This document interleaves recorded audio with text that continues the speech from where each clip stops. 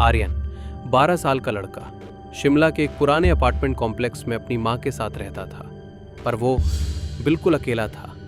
School में उसे 3 लड़के परेशान करते थे, करण, दिनेश और मनीष।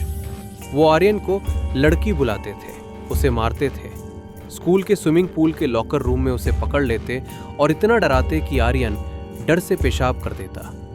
घर पर उसकी माँ हर रात शराब पीकर रोती रहती। उसके माता पिता का तलाक हो रहा था। आर्यन से बात करने वाला कोई नहीं था, तो आर्यन क्या करता था? रात को अपने कमरे में एक प्लास्टिक मास्क पहनता, हाथ में चाकू लेता और आईने के सामने खड़ा होकर कल्पना करता कि वो करण को मार रहा है, खत्म कर रहा है। अपनी डायरी में उसने स्कूल को उड़ाने के प्लान बनाए थे। ड्राइंग बनाई थी कटे हुए सिर की, जिसके नीचे लिखा था करण। आर्यन टूट चुका था, लेकिन एक रात सब कुछ बदल गया। कोर्ट यार्ड में झूले पर बैठा था आर्यन, तभी एक ट्रक आई। उसमें से 2 लोग उतरे, एक बूढ़ा आदमी भारी सामान उठाए हुए और उसके साथ एक 12 साल की लड़की। लेकिन सबसे अजीब बात, बर्फीली रात में वो लड़की नंगे पैर थी। आर्यन ने अपनी दूरबीन से देखा। उन लोगों ने अगले वाले फ्लैट में सारी खिड़कियां अखबारों से ढक दी, पूरी तरह से, जैसे अंदर का अंधेरा बाहर नहीं आना चाहिए। रात को आर्यन ने दीवार के पीछे से आवाजें सुनी, चिल्लाना, रोना, कुछ गिरने की आवाज। उस नई लड़की का नाम था आयशा, और वो इंसान नहीं थी। अगले दिन आर्यन ने आयशा से बात की, झूले पर मिले। आयशा ने साफ साफ कहा, मैं तुम्हारी दोस्त नहीं बन सकती, लेकिन फिर भी दोनों मिलते रहे। आयशा ने आर्यन को रूबिक क्यूब सॉल्व करके दिया, पूरा सॉल्व किया हुआ। आर्यन हैरान था, इतनी रात में कैसे? आयशा ने कहा, मुझे ठंड नहीं लगती। आर्यन ने आयशा को इमली की गोली खाने को दी।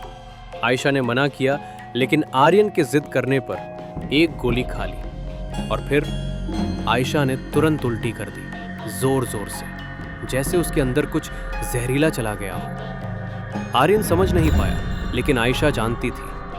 उसका शरीर सिर्फ एक चीज एक्सेप्ट करता था, खून। उसी रात एक जॉगर था जगदीश, वो पुल के नीचे से गुजर रहा था, तभी उसे एक आवाज सुनाई दी, एक लड़की की कमजोर आवाज, मदद करो प्लीज। जगदीश रुका। अंधेरे में आयशा जमीन पर पड़ी थी, कमजोर, बेबस। जगदीश ने कहा, क्या हुआ बेटे? चलो मैं तुम्हें उठाता हूं। और जैसे ही उसने आयशा को उठाया, आयशा का पूरा शरीर 1 सेकंड में बदल गया। उसमें जगदीश की गर्दन में दांत गाड़ दिए, इतनी ताकत से कि जगदीश चीख भी नहीं पाया। खून आयशा के मुंह से टपक रहा था। उसकी आंखें राक्षस जैसी हो गई थी, काली खाली। जगदीश की लाश वहीं गिर गई और आयशा, वो भाग गई, अंधेरे में गुम हो गई। अगली सुबह पुलिस ने जगदीश की लाश झील में जमी हुई पाई। खून एक बूंद नहीं बचा था उसके शरीर में। न्यूज आई, तांत्रिक हत्या किसी गिरोह का काम है, लेकिन आर्यन को पता नहीं था अभी। वो अभी भी सोचता था कि आयशा एक सामान्य लड़की है। स्कूल में आर्यन की जिंदगी और भी बदतर हो गई। करण ने उसे झील पर ले जाकर बर्फ में छेद के पास खड़ा कर दिया। करण ने कहा, आज तू तैराकी करेगा ठंडे पानी में। आर्यन डर गया था, लेकिन उसने आयशा की बात याद की। आयशा ने कहा था, वापस मारो, जोर से मारो। तो आर्यन ने एक मोटी लाठी उठाई और पूरी ताकत से करण के कान पर मारी। क्रैक! करण गिर गया, खून बह रहा था। आर्यन शॉक्ड था, उसने खुद पर विश्वास नहीं किया। लेकिन करण अस्पताल चला गया। आर्यन को सस्पेंड होने वाला था। उसी रात आर्यन आयशा के पास गया। दोनों ने बात की।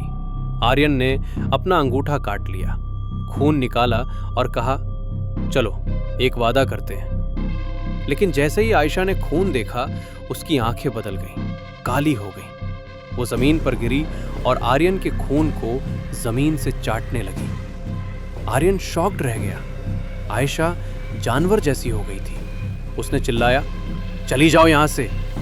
आर्यन भाग गया। उस रात आयशा ने एक और औरत, वीना, पर हमला किया। कोर्टयार्ड में वीना के पति लवकुश ने देखा और चिल्लाया, इसने काटा, इसने मेरी पत्नी को काट लिया। आर्यन ने देखा सब कुछ। अब आर्यन को समझ आ गया था, आयशा चुड़ैल थी, खून पीने वाली। आर्यन आयशा के घर गया, पूछा, क्या तुम चुड़ैल हो, पिशाचिनी हो? आयशा ने आंखें नीची की, बोली, हाँ, मुझे खून चाहिए जिंदा रहने के लिए। आर्यन ने पूछा, तुम्हारी उम्र क्या है, सच्ची? आयशा, मैं 12 साल की हूं, लेकिन बहुत लंबे समय से। आर्यन ने चारों तरफ देखा। डिब्बों में पड़े बटुए, घड़ियां, पैसे, सब मरे हुए लोगों की चीजें थी। आर्यन गुस्से में बाहर निकलने लगा, मैं जा रहा हूं। लेकिन आयशा ने रोका। उसकी आंखों में आंसू थे। बोली, मैंने तो कहा था हम दोस्त नहीं बन सकते। आर्यन रुक गया। दोनों ने एक दूसरे को देखा और फिर किस किया, पहली बार। उसी रात वो बूढ़ा आदमी जो आयशा के साथ रहता था, एक और शिकार ढूंढने निकला। शहर के जिम में उसने एक नौजवान को किडनैप किया, उसे लटकाया और खून निकालने की कोशिश की। लेकिन वो नौजवान जाग गया, चिल्लाने लगा। पुलिस आने वाली थी तो उस बूढ़े आदमी ने अपने चेहरे पर तेजाब डाल लिया। वो जानता था अगर पुलिस ने उसे पकड़ा तो आयशा का राज खुल जाएगा, तो उसने खुद को खत्म कर दिया आयशा के लिए। अगली सुबह आर्यन आयशा के घर था। तभी सब इंस्पेक्टर राजेश ने दरवाज़ा तोड़ दिया। वो जांच कर रहा था। राजेश ने बाथरूम में झांका, कंबल हटाए और बाथटब में आयशा को देखा। उसने तुरंत खिड़की खोलने की कोशिश की, रोशनी आने लगी। आयशा की त्वचा जलने लगी। वो चीखी। आर्यन चिल्लाया, नहीं, रुको! और तभी आयशा ने राजेश पर हमला किया। उसकी गर्दन काट दी। खून चारों तरफ फैल गया। राजेश मर गया आर्यन के सामने। आर्यन ने बाथरूम का दरवाजा बंद कर दिया था। उसने राजेश को मरने दिया। क्यों? आयशा को बचाने के लिए। आयशा ने आर्यन को गले लगाया, खून से सनी हुई, बोली, थैंक यू। उसके बाद आयशा को भागना पड़ा। आर्यन जानता था दोनों ने आखिरी बार किस किया, खून लगे होठों से। आयशा चली गई। आर्यन अकेला रह गया। लेकिन कहानी यहाँ खत्म नहीं हुई। स्कूल में करण के बड़े भाई ने आर्यन को स्विमिंग पूल में धकेल दिया। बोला, 3 मिनट पानी के अंदर रहो, वरना मैं तुम्हारी आंख निकाल दूंगा। आर्यन डूब रहा था, सांस नहीं ले पा रहा था, और तभी पानी लाल हो गया।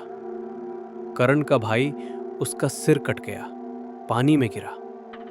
आयशा वापस आ गई थी। उसने सबको मार दिया आर्यन को बचाने के लिए। आर्यन पानी से बाहर आया।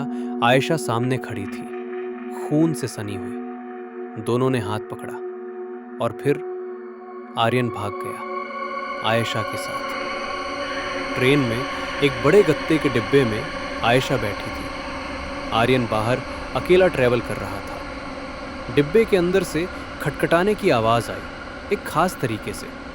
आर्यन ने मुस्कुराते हुए वापस खटखटाया। ट्रेन आगे बढ़ती रही, नई जिंदगी की तरफ। आर्यन ने इमली की गोली खाई और खिड़की से बाहर देखा।